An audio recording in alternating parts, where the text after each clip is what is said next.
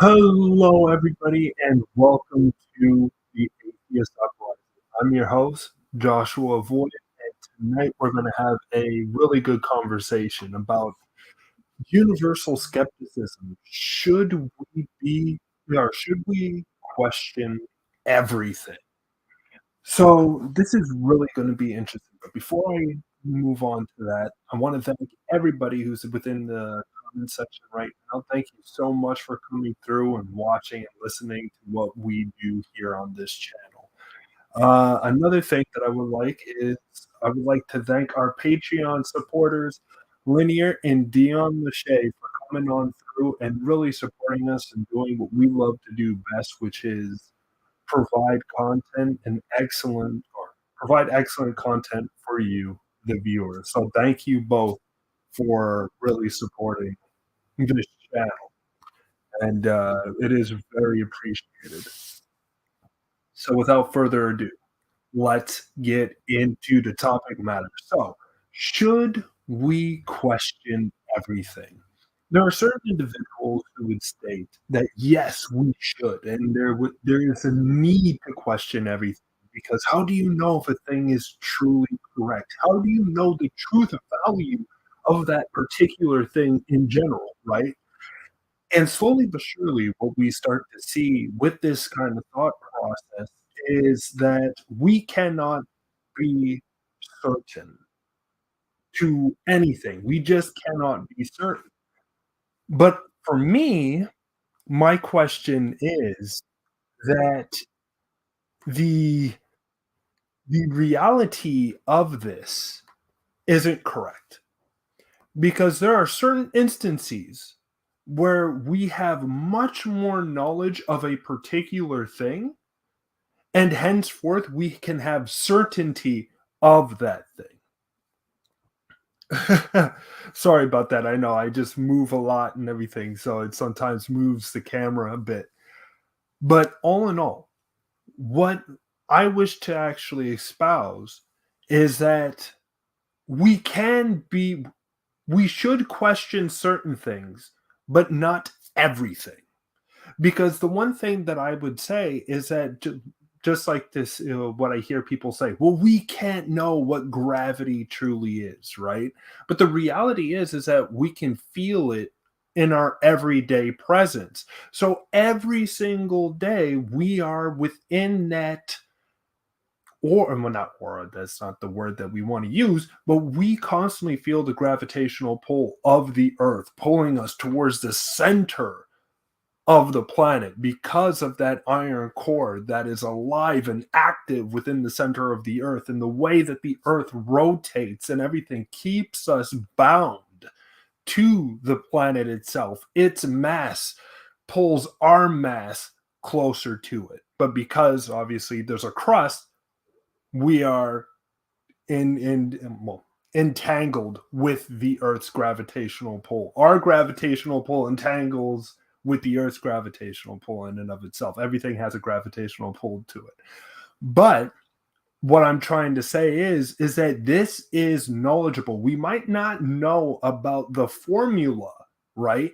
In order to really pinpoint what gravity is, but we can feel the essence of gravity. And henceforth, what we can state towards a certain extent is that we know that gravity exists. There's no reason for us to sit down and be like, well, maybe we should have another thought process. What if it's angels pulling us down to the earth or something? Like, no, we understand through the mathematical formula, my apologies, that everything that the earth is doing and also the way that its gravitational pull is happening based on the core and based on the way that it's rotating on its axis shows us immediately that there is a knowledge of gravity. We have a knowledge of gravity based on our perception, but not only based on our perception, but based on our experiences.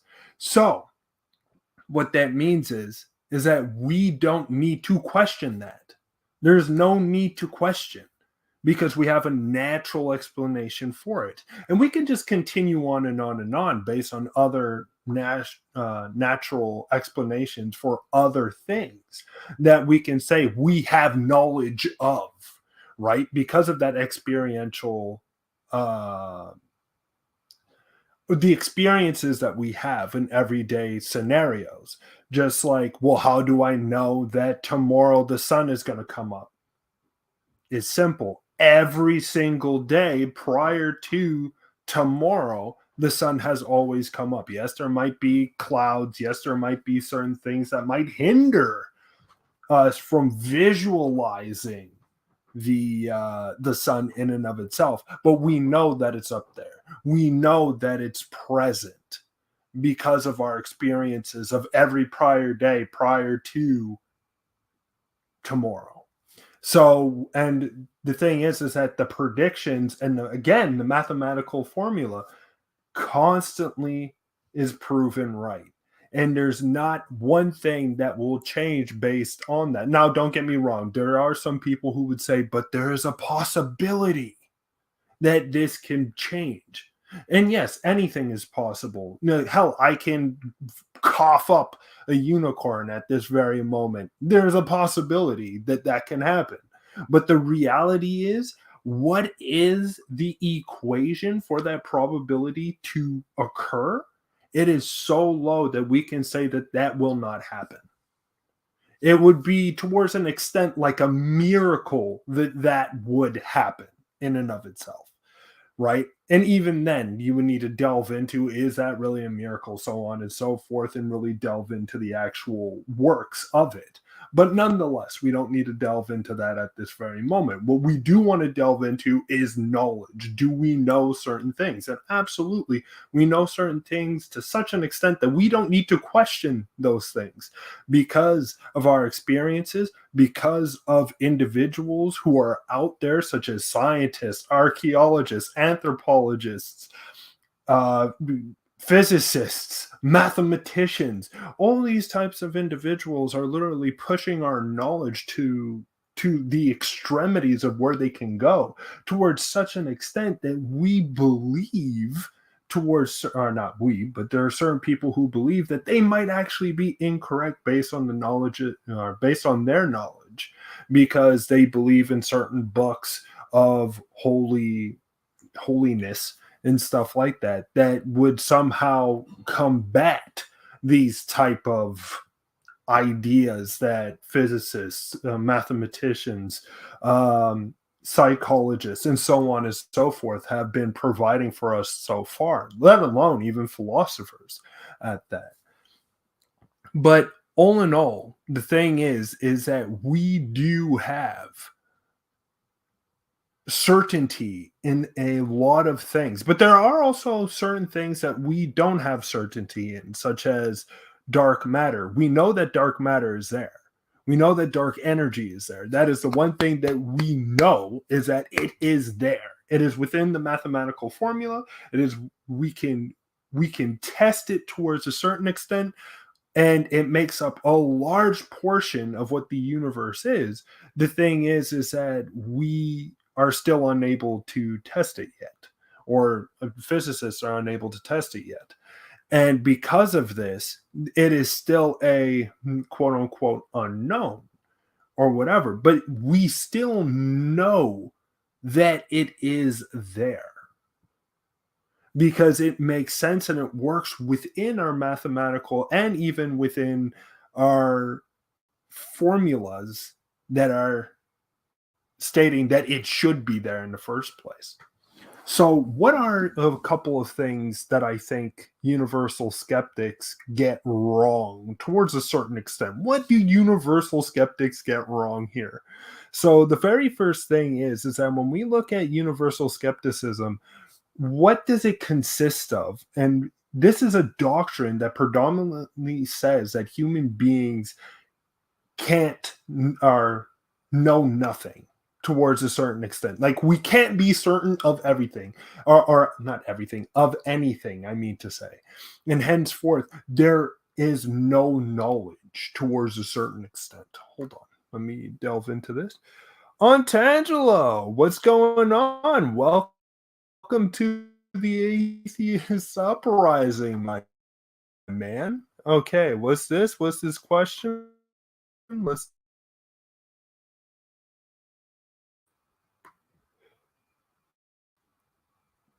Could we please click on the thing or not? Oh, okay, cool. That's fine. So, okay, there we go. Now it's working. So, question everything.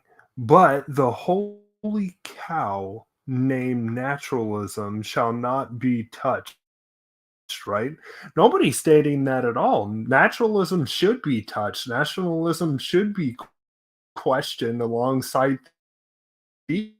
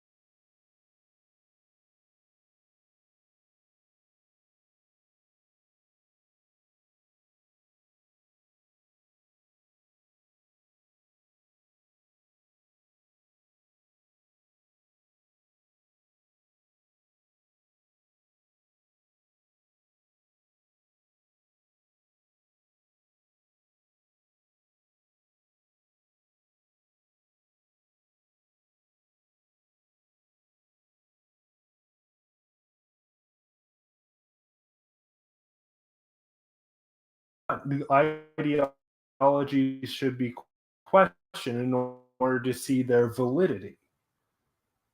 But when we're talking about everyday circumstance and happenstance, that is where we can say that the naturalistic processes, or maybe we should say the way that the world works in and of itself, just like how I stated, like gravity, like what would be another great thing? Math, all the rest of these other things that the we can say that these do not need to be questioned. These are things which do inevitably have observational powers to them through our experiences, right? But whenever it comes to ideologies, of course, we need to look at the ideologies to the best of our capabilities. But we can't say that we have no knowledge of things. That's absolutely ridiculous. Oh, really? Do you know how to do that? Do I know how to do what? What evidence would refute naturalism and making theism design a more compelling explanation for our origins? First off, there would have to be some sort of credibility behind theism in and of itself, and let alone, I would say there would need to be some sort of credibility between the stories that theism tells within their holy scripture, for instance, and towards a certain extent, we would be able to see that in the real world. We would be able to experience certain things within the real world based on what scripture has told us thus far, which sadly that is not the case. A lot of times we don't see any of the patriarchs from biblical time anywhere, and let alone we don't even see a migration pattern from or where Abraham was, for instance, and when he came to, or when he not Exodus, but when he was moving from one location to another within the biblical scriptures, we do not see this in actual anthropological findings or even archaeological findings at that. And I should have said archaeological findings because that is the truth. Archaeology would predominantly be the thing that would focus in on that particular time period. And we don't see any evidence of that. And let alone we can just continue to go through the Bible and talk about universal floods and so on and so forth. And we can see that none of that has happened. So we can kind of put aside these type of things and say that, well, the Bible in and of itself. Okay, well, okay. Hold on. Let me just see one thing. If you cannot answer this question, and if you are not ready and or prepared to answer it, then your confession is pure blah blah blah. Well, the number one thing is that I don't think that my position should be to make theism correct. My position is to look at naturalism in and of itself and try to show that naturalism is correct, because I'm not a theist. So there's no point in me trying to make or confirm the origins of any type of biblical or Quranic or origins to the world in and of itself. So it would have to be you, my fellow friend, that would need to do that, not me. It has nothing to do with Holy Scriptures. It has to do with the fact that design can be detected or not in nature. Okay, so you don't actually know how to have a meaningful epistemology to investigate origins. There we go. So that explains already why you have no authority at all, and you are untangibly. I love you, my dude. I freaking love you. You come in here hostile and swinging, my man, hostile and swinging, but it's okay. It's perfectly fine. So you are putting the cart in front of the horse. Not at all. The number one thing is that when we look at some kind of origins, let's just say an origin story in and of itself, such as design within the world in and of it, typical hostile theist, exactly. But anyways, in order to really look at the origins of some sort of theistic being, right, or some sort of theistic origin, we would need to understand the way how God is in and of itself, and design in and of itself too. When we say that something has design, I am very confused based on this type of questioning on Tangelo, because how do we know the design of a particular thing? You are assuming design, and that's perfectly fine, right? But the number one thing that I would state is that when we are looking at, hold on, what is the, hold on, let me check this out. I noticed that many theists are hostile and rude, and I don't know why. What's going on, Electro Live? How are you doing? And welcome. Glad to see you here, my man. One second. So here we go. No, you need to explain how we can explain our existence without a creator. Simple. I think it's actually pretty simple. No, don't get me wrong. I need to do much more research into the actual events. But all in all, what we can see is that we came from very simple organisms that, in and of themselves, came from the acidity of the water and how that water interacted with inorganic molecules, which are predominantly rocks and stuff like that. And through billions of years, what we ended up seeing is that this reaction created the very environment necessary to produce aquatic life in and of itself. And from there, from aquatic life, what we mean by aquatic is more like bacteria and stuff like that. Bacteria, these type of things. Very simple single cell organisms that were able to thrive and survive off of the breaking down of certain molecules from rocks and other things, and the waves, or I should say the ocean's acidity in and of itself. And from there, we can see, and let alone lightning strikes and so on and so forth. And we can go further into the water and look at the vents in and of themselves too, that have a plethora of life that spawn from that as well. So we can really look at many different origin stories to the world in and of itself. I don't necessarily see why it needs to come from a particular uh, uh, design in and of itself, because that is not the case. Or at least that's how I don't see that to be the case. No, I don't assume design. We will as I stated, that's why I stated that I think that through understanding geology in and of itself and seeing how certain compounds interact with each other and how those compounds could actually really create life in and of itself. You can have inorganic life come from two, or organic life come from two interactions from inorganic life in and of itself, which is extremely interesting.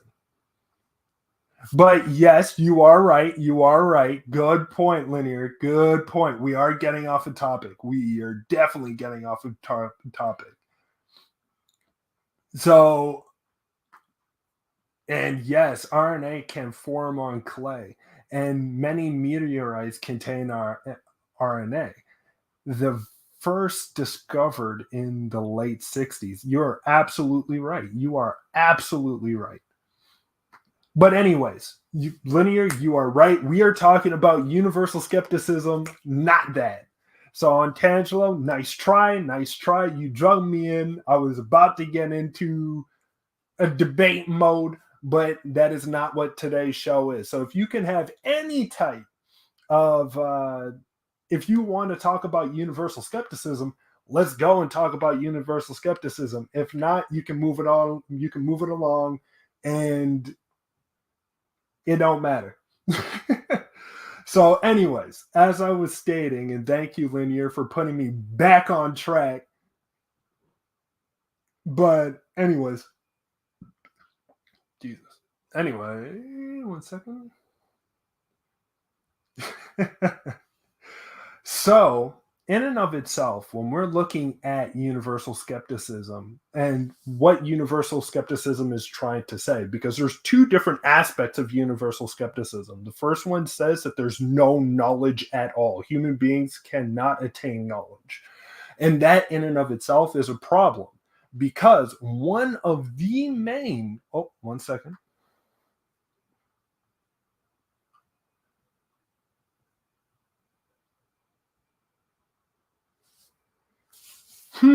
That's actually a really good point. And I think that is the hardest point to actually answer, because what I would say to question towards a certain extent is certain things that we are not, that are ambiguous towards a certain extent. So when we're looking at, let's just say, quantum mechanics in and of itself, because we don't know, like individuals such as you, I, and a plethora of other individuals in the world don't predominantly understand it towards that extent, and let alone even scientists at this very moment are reaching in and trying to understand uh, quantum mechanics as well. What we can say is that we can be, it's not necessarily skeptical, but we need to be skeptical. Well, actually, we need to be skeptical over individuals who think or who utilize the quantum mechanics in different ways, such as, let's just say, Deepak Chakra, for instance, or Chopra. I forget what the hell his name is. But that individual who's saying that there's quantum consciousness and that we are in control of our own selves and that our thoughts can change the universe in and of itself. These are type of individuals that we should definitely be skeptic over, because they're utilizing flowery language in order to confuse, bamboozle, and disorientate individuals who don't necessarily understand quantum mechanics in and of itself. And from there, they think like, oh, okay, well, that makes sense. The mind is a powerful organ. So maybe it and the universe are somehow intertwined with itself and everything. Thank you. Actually, Liane, am I getting your name correctly? I do apologize if I'm not, but Liane Richard Chance. Am I getting your name correct? And yes, Deepak Chopra. Thank you. Thank you. So, this individual or individuals who state that sound in and of itself, when you wet, uh, let's just say, wine glasses, and you know how you that sound comes about, there are certain individuals that believe that those type of sound waves can actually have an effect on people, such as even beating cancers and stuff like that. These type of things we should definitely be skeptic over, right? But when we start to slowly but surely look at what our scientists are stating and our physicists and quantum mechanists and everything like that, then we can really start delving into the sauce, right? And be like, you know what? Even though that I'm not that sure about the equation itself, the one thing is that we can slowly but surely, through reading and other things like that, at least try to gain a glimpse into that world in and of itself, and slowly but surely we can get some sort of familiarity with it and stuff. So we don't need to be universally skeptic over these type of things, but it's predominantly where, if we're being led down a wrong path, let's just say, and there's obviously something that's going awry and there's something amiss, then we should be universal. Then we should be skeptic over those type of claims, at least. A scientific theory must be testable and based on observable evidence, make novel testable predictions, and makes no predictions and cannot be scrutinized using the scientific method. Exactly. You hit the nail right on the head, and perfect. I'm glad that I got your name correct. So again, welcome in, Lian. Welcome into the chat and to the conversation at hand. I One second. Let's check this out. I believe in music therapy, but as a miraculous cure, I wish. Right? I think that music can have some sort of therapeutic benefit to human beings because it makes us feel certain ways. It can make us hopeful for something, and being hopeful is perfectly fine. You know, if you're hoping that a malady will be overcome, for instance, then it's understandable that if you're listening to music, you can have a better, well, not a better chance, but it rises your happiness towards a certain extent. So you can take on a lot more, right? And I think that's why I agree also with music therapy as well. I think that music is something that is very soothing and interesting to really delve into also because of the effects it has on the human psyche in and of itself, if that makes any sense, or to how our brain interacts with things and how our brain interacts with itself, you know, in order to release those endorphins when we're listening to music that is either making us excitable or happy or sad or whatever the situation may be. There's all types of music for all types of situations and in all types of situations in and of themselves. So I would agree completely with you. But so yeah, so Electro Live, I just wanted to know, did I answer your question about what we should be skeptical of? in and of itself, because I don't want to move on just in case, I'm incorrect based on the assessment that I made beforehand.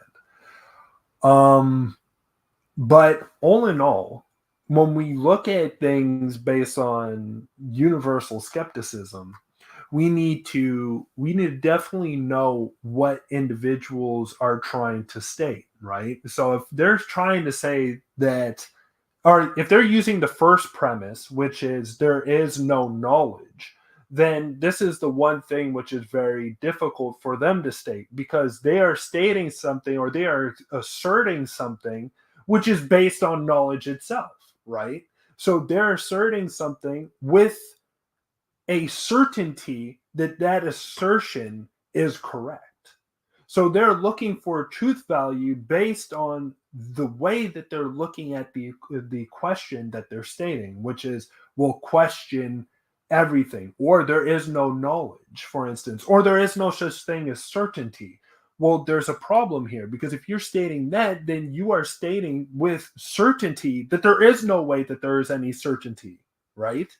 And henceforth, you're running into a contradiction within your epistemology. And from there, we start really seeing and understanding that they themselves are trapped within their own loop as well, because they want to be certain that there's no way that we can be certain about things, if that makes any sense. I know that was a bit of a mind mind fuck there, but all in all, that's why I think that when we talk about universal skeptics and the certainty that they use, unless they are saying themselves that their own assertion can also be or is also not certain either. But then again, then why are you even stating anything if you're not certain based on your assertion that you're making, right? So there's a lot of difficulty coming out with universal skepticism, in my opinion. I can be completely wrong based on this too, but at least the way that I'm seeing it and philosophically looking at it, we see that this ideology doesn't necessarily make sense, because they are asserting with certainty that there's no way that we can reach to certainty. But if they are certain about that, then there's one thing that we are certain of. And if that is the case, then that kind of breaks apart universal skepticism right there. If that makes any sense. If anybody has any questions, please relay those questions and everything, so I can at least try to delve into it more. But yeah. What is the best method for questioning and examining the unknown? Ooh, that's good. That's a good question.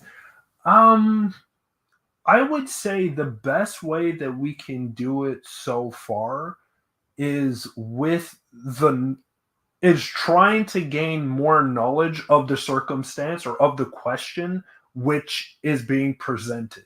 So then one thing is that not necessarily question everything, but gain more knowledge on that thing that is being presented to you. And if there seems to be more or less of an inconsistency with that question in and of itself, or let's just say with that answer, then we can slowly but surely start to question more if that is a correct way of looking at things in and of itself, and examining something more or less. Because even when we examine, right, we are questioning the thing that we are examining. However, what I would say is that even through that questioning, we do have a certain amount of certainty that that thing is there. And henceforth, we can state within a certain level of certainty that we know the question that we're answering, or that we're asking, is based on the certainty of the thing or of the object which we are asking the question about. If that makes any sense. If it doesn't make any sense, please let me know, and I'll try to make my point a little more succinct. But because in order to question something, there needs to be something there to question in the first place. So there is a certain amount of certainty based on the object that we are questioning. Now the question is that is there any truth to the object or to the statement or to the idea that is being divulged to us, being shown to us? Now that's where we must question a little bit more. But the question is to see if that thing does have a truth value to it, right? Is this thing truthful? Does this thing have any sort of validity to it? And if it does, then we can move it into the realm of certainty, and we don't necessarily need to ask that many questions about it anymore, right? So that's the way that I think that we should do it. So it's difficult to really get to, but I hope that that made sense. I hope the ramble that I made before makes a little bit of sense now. But if not, I'll try to be more succinct with the words that I'm using. So at least we can get to the direction or get into the direction of what this show is about to begin with. So but it's literally Electrolife. That was a great question in and of itself because it's true. Even though that the object statement or ideology is in front of us, which does have some sort of validity to it, now we need to question that in order to see are we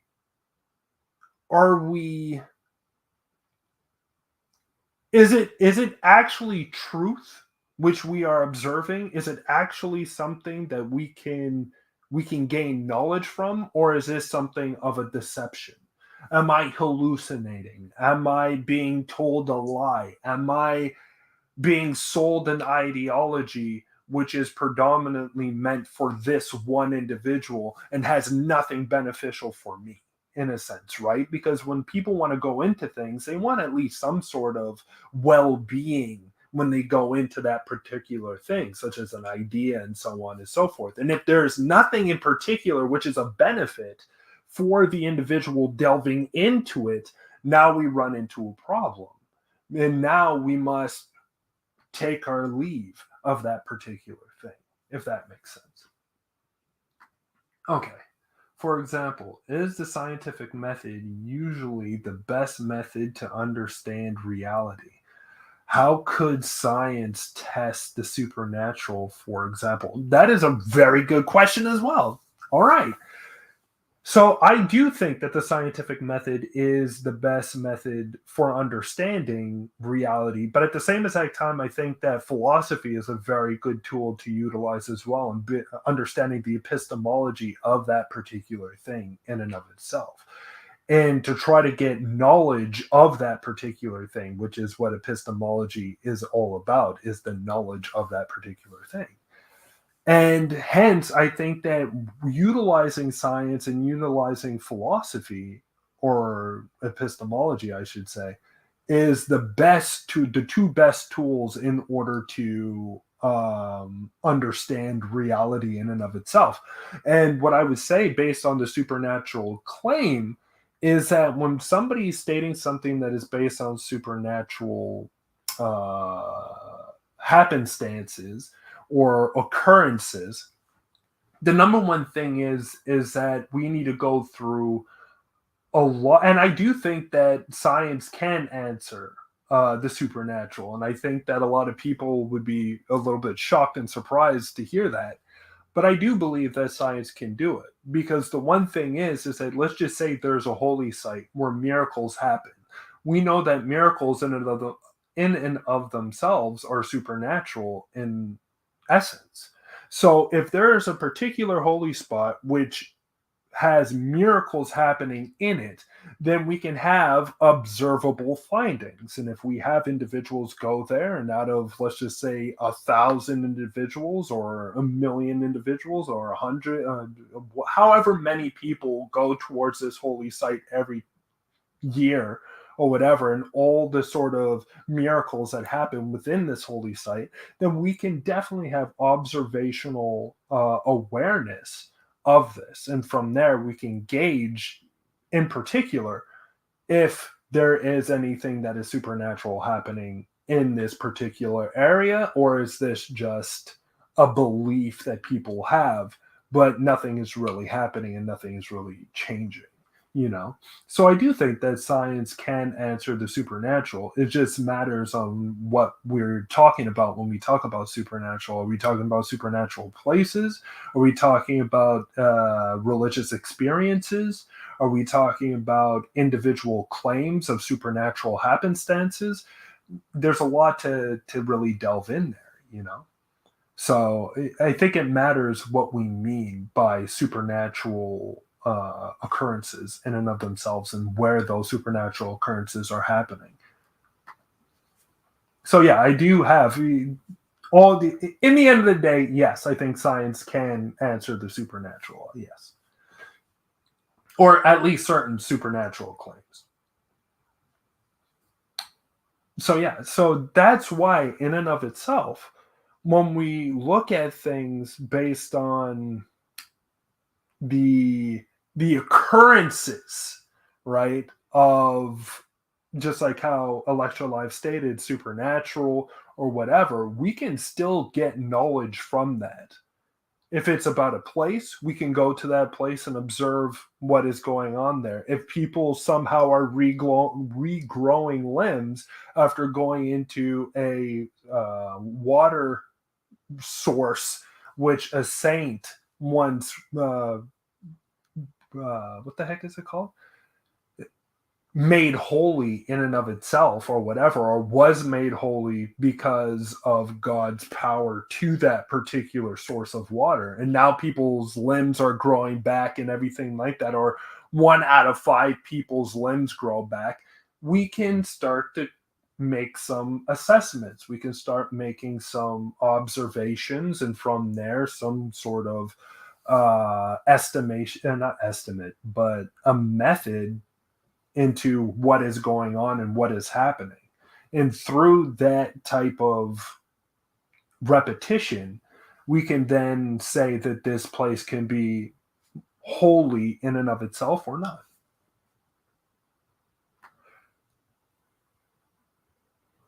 Wouldn't that be gross if we regrow limbs? We'd all be cannibals. I think I think that is true. I think that we would be kind of like lizards towards an extent. That, like, when they, certain lizards, when they lose their tail can regrow back. That would be really interesting. But yeah, no, it's true. Eh? What would happen if we can regrow our limbs? Would it be? Oh, I don't even want to think about that type of stuff. Well, actually, now I'm thinking about it, but it's interesting. Now that is a good question. I haven't delved in that deep into the question, so I don't know. I really don't know. Maybe if they're like starving and they're in, I don't know, the desert or something, and there's no food around, maybe they might pop off their tail and just eat it for some sort of nutritional value. I'm kidding. I have no idea. I heard octopus eat their arms if they are really hungry. Interesting. That I didn't know. Okay. I'll need to do some research on that. But if that is the case, then hell, maybe we can be. I mean, that would kind of be convenient too if your arm is able to just like pop out, and then after you can have something to eat if you're like lost in the woods or something, or lost in the desert, and then your arm just grows back. I mean, hey, that would be pretty legit. I'm not gonna lie. But all in all, we when it comes to claims that are, how could I say it? Yeah, and I don't want to say supernatural claims, but when it comes to claims that are out of the ordinary, we must be very careful about believing blindly into those claims, right? And if that is the case, then we should be skeptical about those claims and about the individuals who are making those claims. Because remember, this is one thing which I do agree with Neil deGrasse Tyson on, is that eyewitness testimony is the worst type of testimony there is. Eyewitness testimony is the worst testimony. And that's the thing. If people are telling you, this is what I observed, this is what I experienced,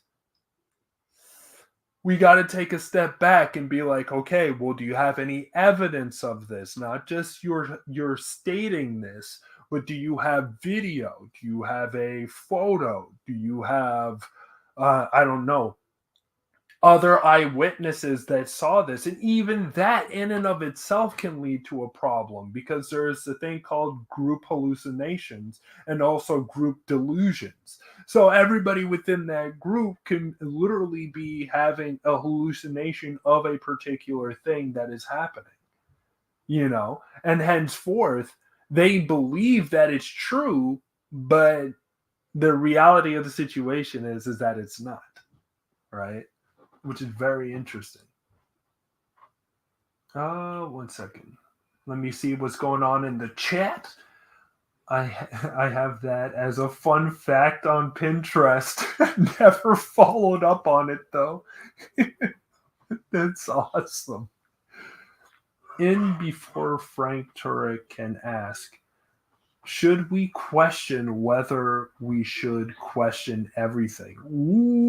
Ooh, that's a pretty good question right there. That's a pretty good question.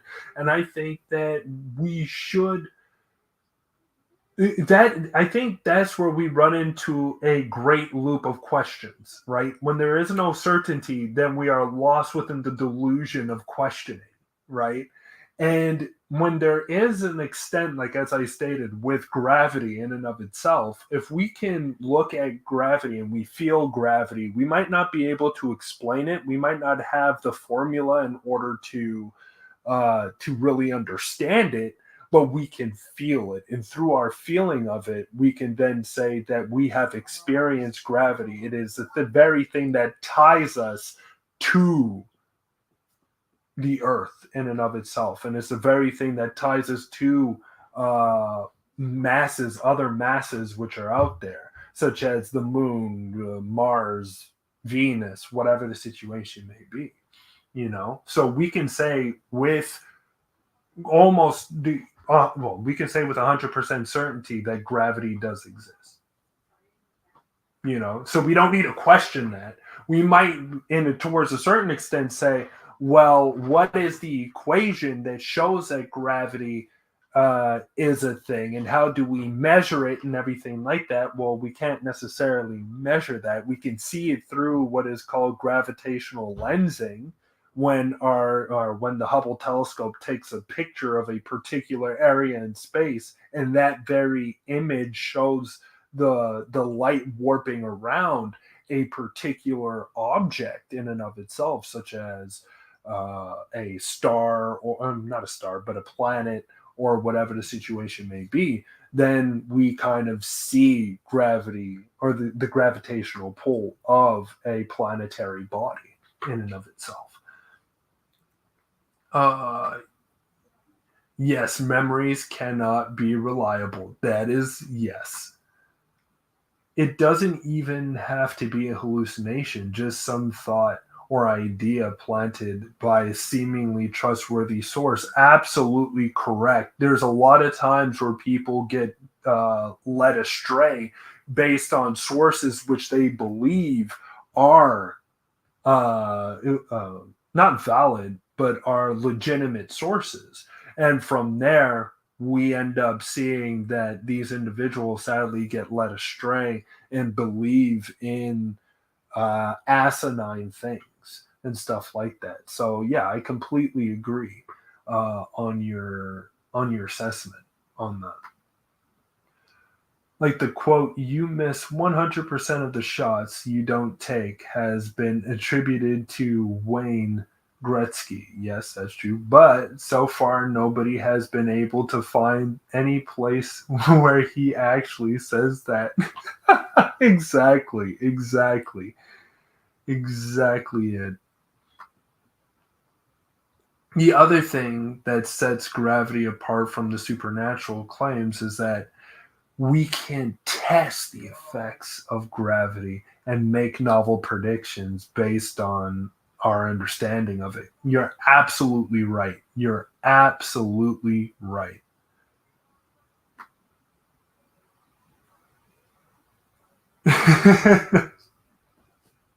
Yeah, we got hockey fans in here. Hell yeah, Montreal Canadiens. Anyways, just kidding, just kidding. Uh, Good to meet you. So that is the thing that I think we should definitely look at is that when we are questioning things, we should question things based on the validity of the source which we are getting that information from. So that means reading up on certain aspects of that question. And through reading on that certain aspect or of that question, we can really start to delve into the source material and see like, okay, well, how do individuals within the field look at this particular question and everything like that, or this particular circumstance or event. And if they seem to have that right path, let's just say, to that answer. Now, that doesn't mean just blindly follow because of authority. Like, obviously, you need to see, like, okay, let's see what the opposition says. What did the opposition say based on this particular subject matter? And if there is something that is completely outlandish that is within the opposition or the initial individuals who are stating these type of things, then we can start to question that side of the either side, I should say, of those who are giving us that information or those who are writing about that information in and of itself. But if we are seeing that there is a majority of individuals leaning towards that side based on the scientific method in and of itself, and also based on philosophy, I would say, then I would we can start to have more certainty within that answer, at least. Nice, nice. Blue Jets fan. Nice, nice, nice. So that's why I do think that the problem is when we talk about universal skepticism, the assertion of stating that we can have no knowledge or the assertion of stating that we can have no certainty is a problem because you are stating that with certainty that we cannot have that particular certainty of understanding and knowledge, and that's where we can slowly but surely start to fall into nonsense in a sense. And yeah, so that's the whole entire issue in and of itself, at least. And that's why I think that we should question certain things because just to believe everything that anybody says is absolutely asinine. But there are certain things that we can say for certain and sit down and we can see we don't need to question that any longer. Like leave the heavy lifting for the physicists and stuff like that to really come up with a mathematical formula in order to really understand it in depth and stuff like that. But at least because we can feel it, we can experience it, everything like that, we can then sit down and say, you know what, gravity is not something that we need to question anymore. You know, and all in all, I think this is a great time to wrap up on the show because we got a very early day tomorrow. So I want to thank everybody again for showing up. I want to thank everybody within the comment section. You guys were fantastic. I love your questions. I loved your engagement and everything like that. Thank you so much for watching, because this is the reason why I do these shows, in order to really engage with the audience, engage with you guys. You guys are amazing. So thank you. If you do want to subscribe, please hit that subscribe button and hit that like button. We also got a Patreon page.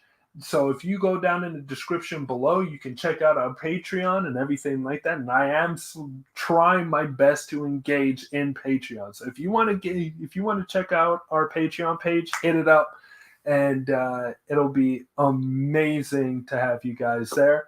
Love you too, my man. Electro Live, love you too. And all in all, and thank you. I want to say thank you to our patrons. Seriously, Linear and Dion LaShay, you guys are absolutely amazing, and I really do appreciate your support. And just like how I stated, check out in our description, the description below, and you will see our Patreon page. But until next week, I will have to say, see you all very, very soon. But until then, have a great night and have a great week.